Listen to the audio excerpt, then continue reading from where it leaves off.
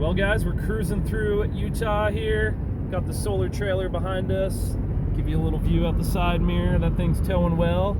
And we are just about to turn 300,000 miles. In fact, there it is.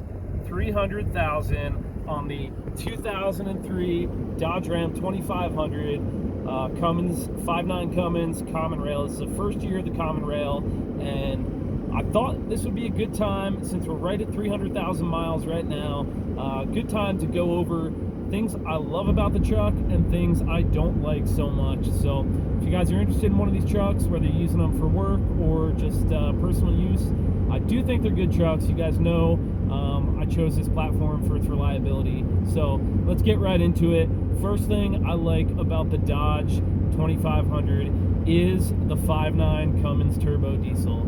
That is the biggest reason to go with the Dodge in my mind. I think the Cummins is the most reliable diesel engine you could get in a pickup, and I do prefer the Common Rails. The old 12 valves are great, and even though second gen trucks are good, but the Common Rail with the CP3 injection pump is definitely better than the VP44 found in those second gens, and then it's also proving to be better than the CP4 in some of the newer trucks. In fact, they went back to a CP3 style pump for the 2021s as far as I know. So Common Rail 5.9, you know, it's an inline 6, so it's simpler to work on, a lot easier to access everything. If you do have to do injectors or any work inside the engine, much easier to access things. You don't have to remove the cab or take apart the entire top half of the engine like a Ford or a Duramax. You can access everything right under the hood, which is great. And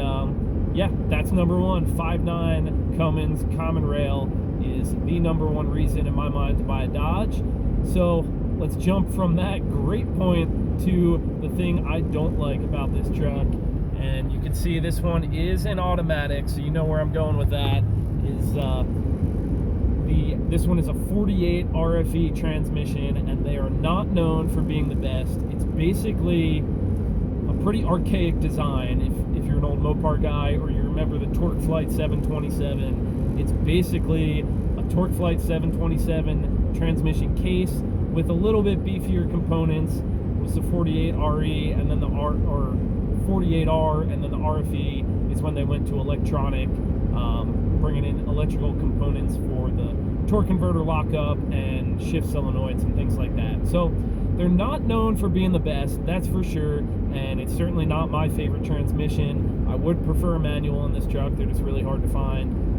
And the automatic is nice for driving in traffic in certain situations, but not a great transmission. However, I will say they get a really bad rap, and I don't think they're as bad as people make them out to be. If you drive it properly and just maintain it properly, you're not going to have a ton of issues.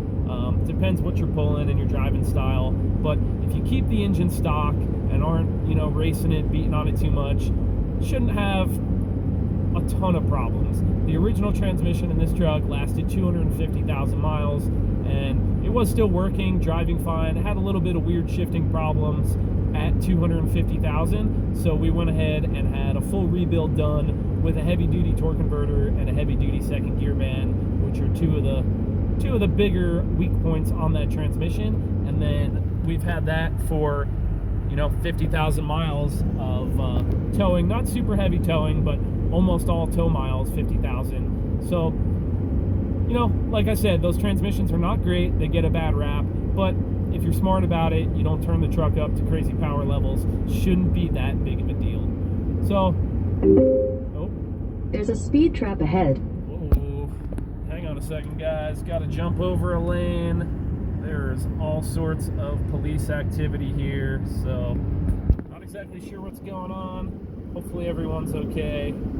Looks like just looks like a vehicle's getting searched and getting towed. So anyway, engine, number one good point. Transmission, number one weak point. So back to another good one is, in my mind, the exterior. I think these third gen Rams have just one of the cleanest lines of any pickup, especially for that era.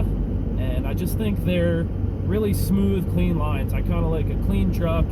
You know, down the side I've got it all debadged, and I just like that smooth look. It's not really bulged out, bulgy body panels like a lot of the newer pickups, and it's not super squared off like a lot of the older pickups. So I think it's got, you know, the rounded headlights and grille without being too bubbly and futuristic. So I really like the lines of the 3rd gen Rams, especially the quad cab long bed. Just think they look smooth and clean, kind of like a redneck limousine. So that is number 2 strong point. Now moving to number 2 weak point is the interior. Dodges are known for having just kind of crappy quality interiors. In fact, this dash is actually a dash cover. So the original dash did crack, and the seats are getting really worn out. The driver's seat especially. Just cheap foam. The foam's all compressed. The seat is torn. I've got seat covers on these, and you can see the headliner's all dirty and kind of worn out. Just cheap components on the interior. I don't think they're terribly comfortable, and I don't think they're that well made. So I like the exterior, don't like the interior too much. And number 3 strong point, I like the suspension layout of this truck. This one is a 4-wheel drive model 2500, and I like the coil sprung dead front axle.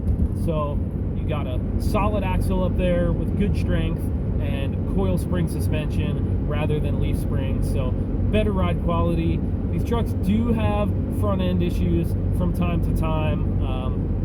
More if you lift them and change that front end geometry, and then especially if you take the truck off-road, lots of washboard, rough roads, you're going to wear out those components. And with a coil spring front design, that axle can just move around a lot more, so there's the potential to wear out components more than a straight leaf spring design that kind of keeps everything straight and true.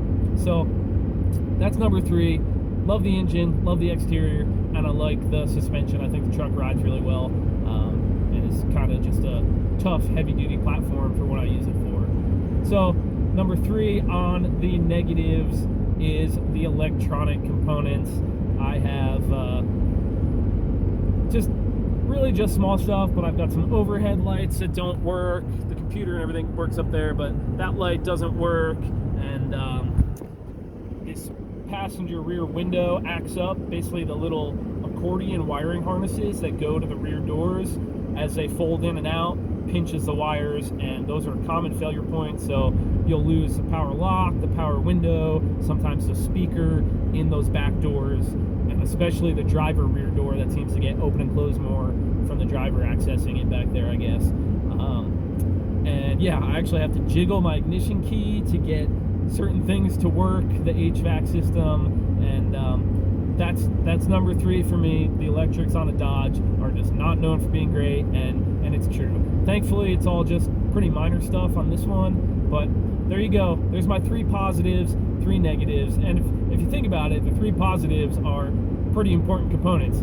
The engine, the suspension, and the exterior. I mean, that's more aesthetics than anything, but those are the things I like. And then the 3 I don't are the transmission, the interior quality, and then the electronics as well, which is more minor stuff, except for the transmission, but we've done some upgrades that'll hopefully prove to last on that. So there you have it, guys. We are over 300,000 miles on the 2003 Dodge Ram. Been using it for hotshot work, RV transport, all that kind of stuff, and praise God, it's running well, and hopefully it continues to serve as a blessing to myself and others. So God bless you guys. Thanks for watching. Please subscribe to the channel if you haven't already, and I'll see you on the next one.